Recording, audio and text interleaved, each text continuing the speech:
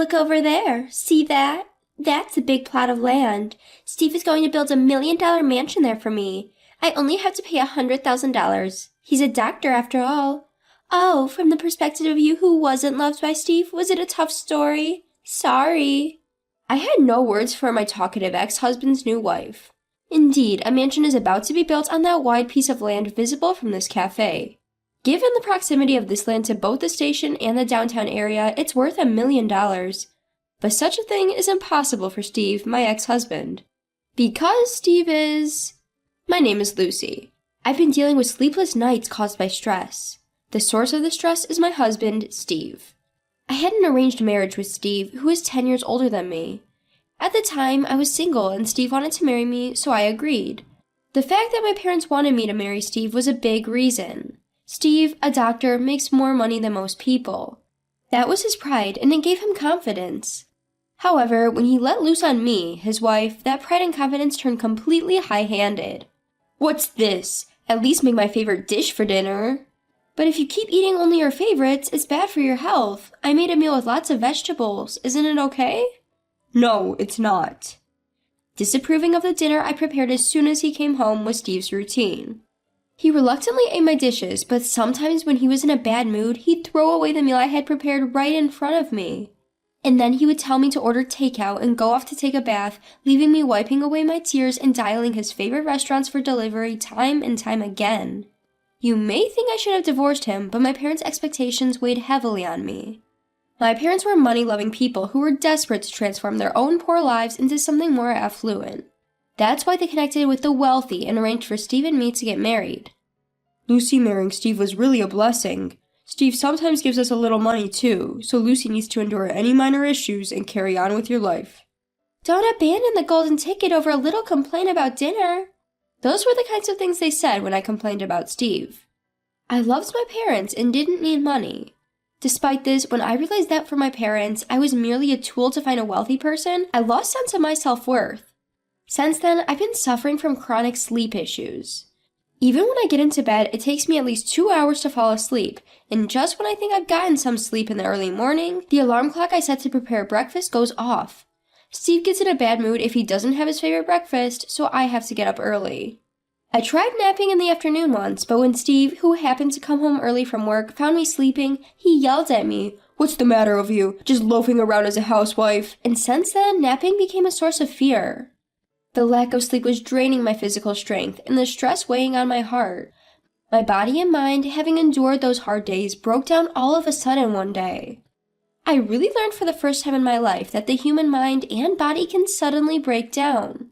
Coming back from shopping, I was walking home when suddenly my legs stopped and I couldn't move. I was so dizzy that I couldn't even stand up. My breathing became shallow, and just when I was about to be crushed by the desire to disappear, I had a fortuitous encounter. "Are you okay? Should I call an ambulance?" The young woman who happened to be walking the same path and who helped me when I suddenly crouched down was a girl named Jessica. She was beautiful and looked intelligent, which was my first impression.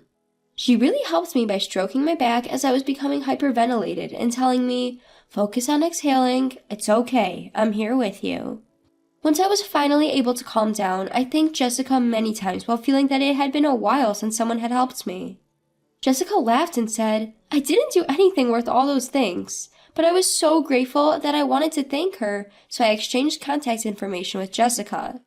When I asked if there was anything I could do, Jessica thought for a moment and then said, "Well, there's a cafe I've been curious about, so please come with me next time." I used to enjoy cafe hopping when I was single, and I had been to the cafe that Jessica said she was interested in. Of course, I agreed to go with her, and later, I went to the cafe with Jessica and ate pancakes. When Jessica said, "Delicious," while holding her cheeks that looked like they were about to fall, she looked so cute, and even though she wasn't as beautiful, it reminded me of myself before I got married to Steve. I was working as an office worker, engaged in product development and leading fulfilling days. I wasn't interested in marriage at all and was fully immersed in work, always thinking about what kind of products would make our customers happy. Some products that I developed became the flagship products of our company. The product that I mainly developed has become the company's flagship product. I've even received recognition from the CEO, and work was truly my passion in life. However, Steve had a mindset that if a wife was working, it reflected that the husband couldn't afford to provide for her. Thus, I reluctantly had to abandon my job. Jessica was a girl with an enigmatic aura, and as we grew closer and met a few times, I found myself divulging into my sleepless nights, my love for work, and how my marital life with Steve was a painful struggle. I figured that hearing such bleak stories would make Jessica uncomfortable. That's what I thought, but Jessica listened to me seriously without showing a single unpleasant expression. Then she gifted me a revelation. "Why don't you just run away, Lucy? From your husband and from your parents. You are kind, and you've been trying to meet their expectations, but remember, we only have one life. It's a waste of time to spend it trying to meet others' expectations. You're talented, Lucy. You should live your life for yourself." Her words hit me like a lightning bolt. It was okay to escape. That option had somehow vanished from my mind. What would happen if I ran away? My parents would be disappointed, and I might be left stranded with no job. These anxieties flashed through my mind, but Jessica's words, "You should live life for yourself," pushed me forward, and I presented Steve with divorce papers. As usual, Steve was ready to nitpick about my cooking after work, but as he said, "Huh? What about dinner?" while looking at the table, he saw the divorce papers and his eyes widened. I calmly told him I wanted divorce. Although the fearful part of me was trembling inside, Jessica's words held me up. Of course, the prideful Steve shouted, raged, and berated me, but I held my ground on the divorce. In his rage, Steve filled out the divorce papers. Taking the completed divorce papers, I immediately submitted them to the city office and moved into an apartment I rented using my savings from before marriage. Steve, of course, informed my parents of this. My parents kept calling and shouting, "You ungrateful child! Apologize to Steve right now and fix the relationship." They texted me a lot even on WhatsApp, but I blocked them all and severed ties with my parents. They had raised me, but when they started seeing me as only a money tree, they became nothing but obstacles in my life. The guilt of abandoning my parents made me sleepless again, but I was determined to take care of my life and never wavered. One day, while enjoying our cafe hopping routine, I told Jessica about running away from Steve and severing ties with my parents. Jessica congratulated me, saying congrats, and didn't let me pay for anything at the cafe on that day. She secretly ordered a cake at the cafe, saying, "This is a celebration," and presented it to me. Her kindness brought tears to my eyes. After breaking free from my domineering husband and parents who saw their daughter as nothing more than a money tree, I spent some time healing both my mind and body. I might have looked like a jobless dump, but I felt this time was necessary for me. I spent my days reading books I liked, watching movies, and sometimes just daydreaming at the local park. These slow, relaxing times gradually but surely healed my body and soul. But one day, out of the blue, I got a call from a number I didn't know. At the time, I had just begun to apply for jobs, so I thought it might be a call from one of the companies I had interviewed with and decided to answer. A young woman's voice was on the other end of the line. Hi, nice to meet you. I'm Steve's new wife. My name is Catherine. Could you maybe meet at a cafe I'm about to mention? I'd like to talk to you a bit." I couldn't help but say, "Huh?" but she kept talking. Catherine was apparently Steve's new wife, only 23 years old. Steve was more than a decade older than her, which shocked me, but Catherine clearly admitted she married him for the money.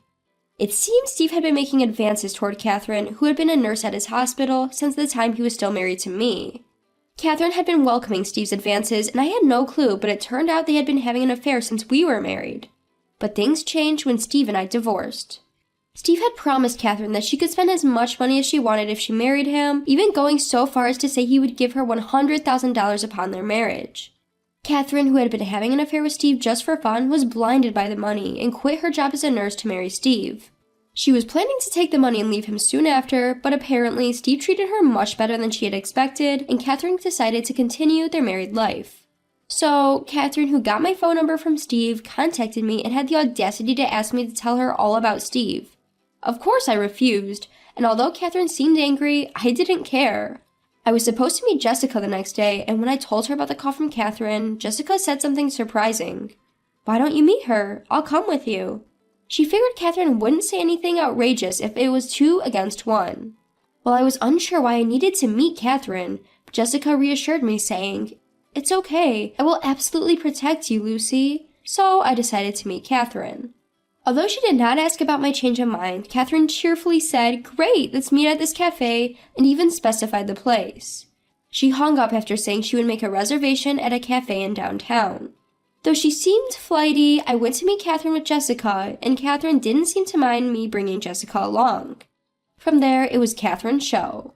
She kept talking about how much Steve loved her and how much money she was getting from him. She laughed as she said, "I never thought I'd marry an older man, but it's not too bad." She wanted to know about Steve's favorite foods, cooking, his past, and so on. All I wanted was to get away from her, so I just responded to her questions. In the meantime, it was kind of scary to see Jessica's beautiful face disappear and stare at Catherine. Catherine even noticed Jessica's mood, to which she exclaimed, "Speaking of which," and pointed out the window at the coffee shop. "Look over there, can you see it? That large plot of land? Steve is building a mansion worth $1 million here. I only have to pay $100,000. Doctors sure have it good, huh? Oh, was it hard for you to hear that from a woman who wasn't loved by Steve? Sorry about that." I lost my words by her story. Indeed, a mansion seems to be being built on the large plot of land visible from this cafe. With the station and downtown so close, it's likely to cost $1 million. But for Steve, such a thing is impossible. How is Steve going to do that? He's unemployed. My softly uttered question leaves Catherine saying, "Huh?" with a puzzled voice. Unaware, Catherine insists, "Steve is a doctor, isn't he?" Shaking my head, I refute. "No, Steve's not a doctor anymore. He was indeed a doctor, but I heard he got fired." After my divorce from Steve, I heard from acquaintances that he had made a medical error and got fired. On hearing this, Catherine displays a shocked expression, saying, "Are you kidding?" revealing she wasn't told that Steve was fired. As I am astounded by this, the silent Jessica finally speaks up. "Catherine, you're being deceived. That mansion is definitely not a house for you and Steve." "Huh?" With Catherine still dazed, Jessica goes on to make an outrageous claim. "That house is being built for Lucy by me. Your husband is not a doctor, but a con man. He seems to be particularly good at marriage fraud, getting involved with various women, and swindling money from them." Without any emotion, Jessica brings out an envelope from the bag she brought and hands it over to Catherine. Catherine takes the envelope and cries out, "No way!" dropping the envelope on the table. From it spills out photos of Steve spending time with various women. But what intrigues me more is Jessica's statement that the mansion was built for me. "Jessica, could you explain what you mean?" Jessica proceeds to explain to me and Catherine, who are upset. As it turns out, Jessica, not wanting me to be overwhelmed, kept it a secret that she was the CEO of a well-known major corporation. Jessica seems to have thought I have a talent for product development and wanted to hire me. She thought her intentions might not get across just by saying she wanted to hire me, so she had built that mansion as a gift with the intention of hiring me. In addition, Jessica wondered if she could somehow take revenge on Steve, who made me suffer. And she used the credit bureau. It turns out that Steve is a fraudster. Having brought evidence today and reported it, she says Steve might be getting arrested by now. The fact that Catherine thought the mansion Jessica had built for me was her house was just a coincidence. It was one of the lies that Steve told Catherine. Catherine, turning pale, starts to tremble and says, "So, he only tricks me out of $100,000? Even though we're married?" "Well, you see, it seems that Steve was able to swindle $100,000 from you and he was planning to divorce you soon. We have some audio evidence recorded by a private investigator. Would you like to hear it?" As Jessica said that, Catherine cried out, "I don't want to hear it," and ran out of the coffee shop. I was left there in a daze, but then Jessica started to make her pitch to me. She earnestly asked me to showcase my talents in the product development department of her company, and I was truly delighted to hear it. I told her that even without such a luxury mansion, I would have gladly worked with her if she had asked, to which Jessica laughed and said, "You see, I have a habit of spoiling others." Later, it seems that Steve really was arrested and Catherine divorced him. Catherine, who thought she could live a rich life, seemed to have used her credit card for a lot of shopping and ended up in debt to pay for it. As for me, in the product development department, I developed a bed mat for those suffering from sleeplessness. That bed mat became a hit and my career took off smoothly. I am gradually paying Jessica back with the money I got from selling the luxury mansion. Sleeping on the bed mat I developed in the mansion, my past struggles with sleeplessness feel like a lie. I'm enjoying my work and cherishing every day with my friend Jessica. I am truly enjoying this one and only life I have. I have nothing but gratitude for Jessica, who reminded me at that time of the option to run away.